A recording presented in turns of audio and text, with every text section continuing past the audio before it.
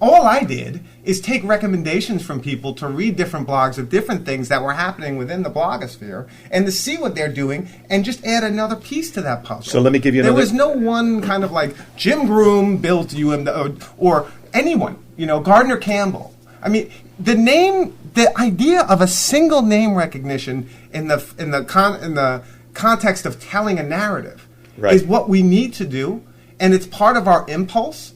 But it's also dangerous at the same time. Okay, so I want to say two things in response to that. Okay. One, my Milton teacher in graduate school said we practice biographical criticism because we want to know whom to thank. So there's another way here in which the community understands the leader not as the person they should bow down to or the person they should say, oh, all blessings flow from Jim or Gardner or Martha or whoever. But here is the person who has sacrificed something for us. We need to be answerable to that. There's a gratitude that flows. Now, let me give you another example. It was an act of leadership when George Washington refused a crown.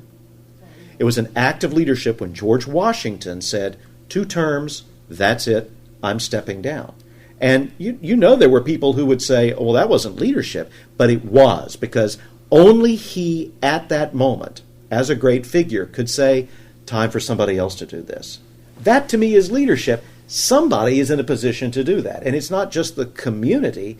It's the person who allows the community to be its best self. That, to me, is true leadership.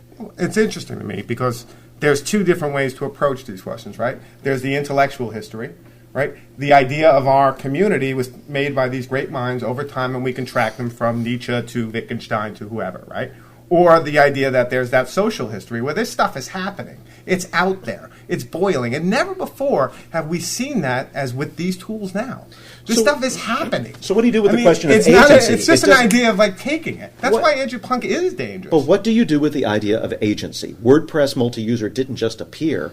A lot of people gave up time, gave up resources, gave up things they could have been doing otherwise to devote themselves to a certain ideal. And you go to the WordPress site and you see that they have defined for themselves a kind of ethos of why the sacrifice is meaningful. Now, what do you say about that? That didn't just emerge.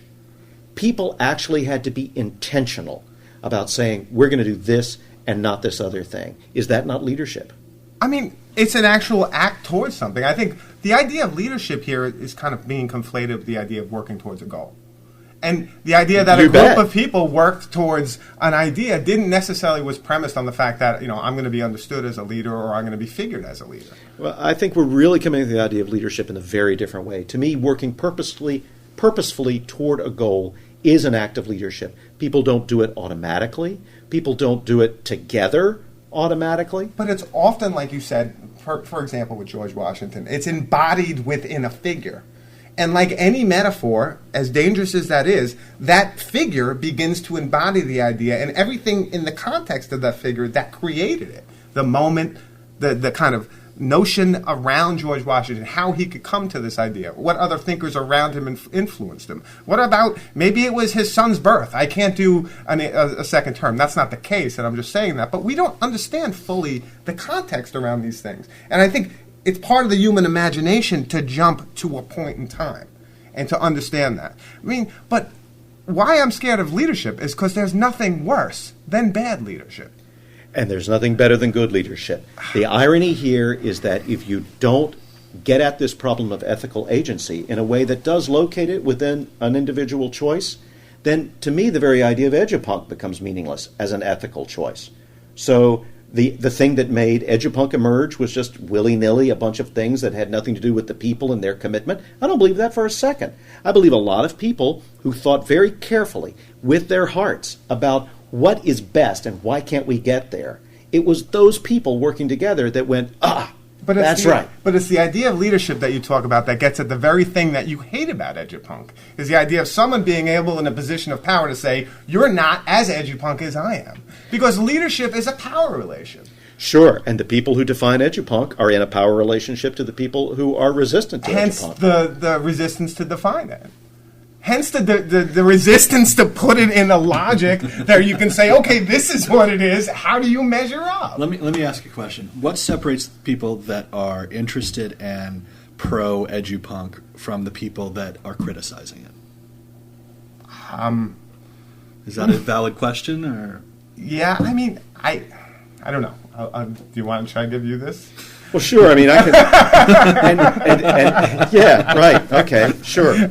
I don't Sure. see any critic. I can't see Yeah, how right. much you critique it. Yeah, the problem is this is beyond reason, right?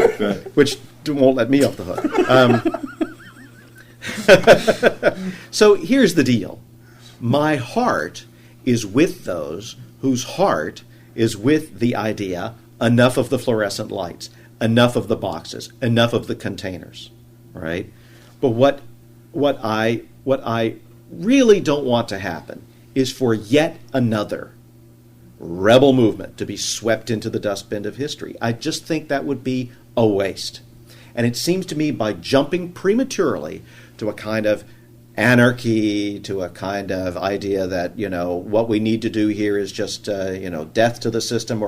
But now I'm defining, if you say Edupunk can't be defined, how can I even talk about it? How can anybody talk about it? That's the problem I've had. That's an interesting point, though. And actually, I love that you're bringing up early American figures, because I do love the early American period. And something that I'm rediscovering right now is Thomas Jefferson.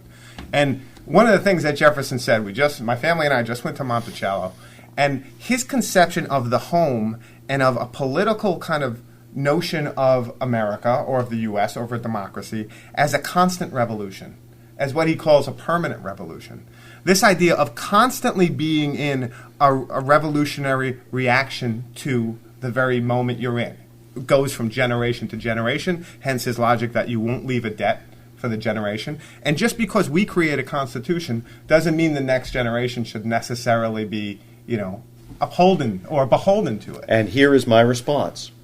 I think when the framers of the Constitution got to that particular, and it really is a kind of an ironic twist in democracy, the ultimate democratic freedom would be to vote democracy out of existence. But that kind of messes things up, doesn't it? So, what are we going to do? There's a Bill of Rights. The Bill of Rights is the ethical foundation that allows that idea of ever-churning renewal to happen. But you can't be punk about the Bill of Rights, because when that goes, everything goes. And I think the framers understood that, and that's why that's in its separate space. So what if Edupunk is a movement that acknowledges a Bill of Rights, certain ethical foundations, and the idea is let's make sure that our practices always point to and support these freedoms embodied in this Bill of Rights, absolutely sign me up. But if Edupunk is don't write anything down, I can't support that.